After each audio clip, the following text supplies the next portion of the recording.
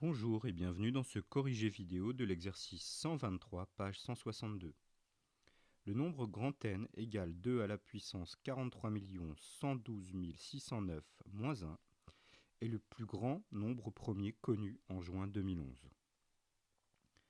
Question A. Exprimer le logarithme décimal log de n plus 1 en fonction de ln de 2. Question B. Déterminer à l'aide de la calculatrice la partie entière de log de n plus 1. En déduire l'encadrement suivant et indiquer le nombre de chiffres de l'écriture décimale de ce nombre énorme. Alors voyons la question petit a.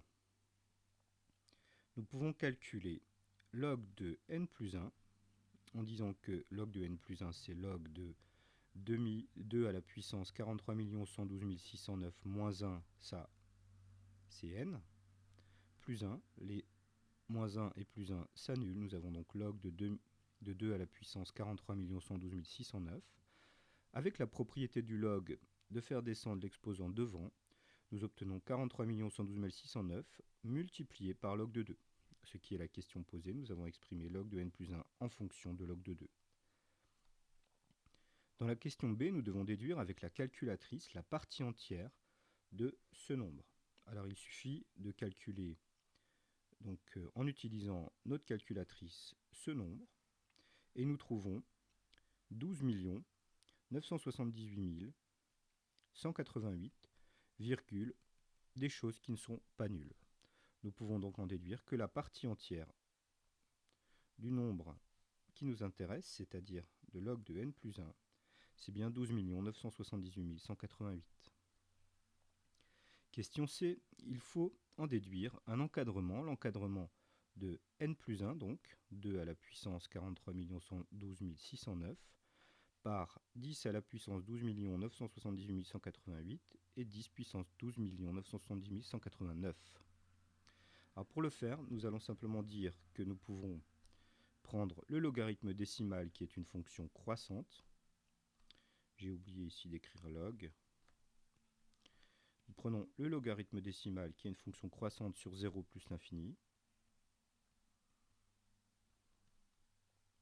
Et donc nous pouvons passer de cette inégalité, de cet encadrement à celui-ci. Simplement en prenant le log, les inégalités ne changent pas de sens. Et nous avons une équivalence logique entre les deux lignes.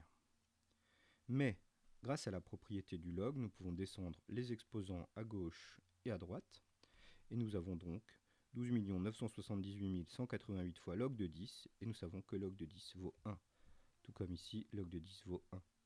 Nous pouvons donc encadrer, nous avons l'équivalence entre l'encadrement suivant, 12 978 188, log de n plus 1, et 12 978 189. Or, d'après la question B, où nous avions trouvé la partie entière, nous savons que cette ligne est vraie. Donc, et nous n'avons pas égalité puisque nous avions des virgules quelque chose ici. Donc ici, nous avons bien une inégalité stricte.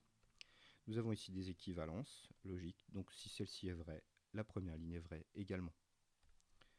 Passons à la question D. Il faut trouver le nombre de chiffres de n.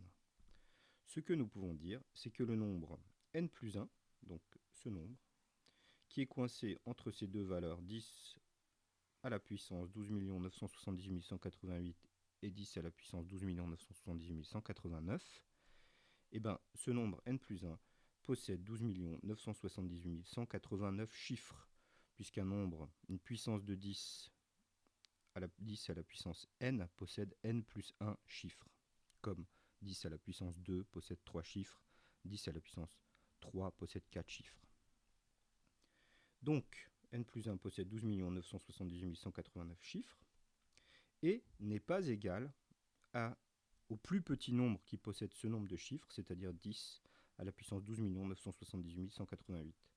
Par conséquent, quand on enlève 1 au nombre n plus 1, c'est-à-dire on obtient n, on enlève 1, on ne réduit pas le nombre de chiffres parce que ce n'est pas le plus petit nombre qui a ce nombre de chiffres.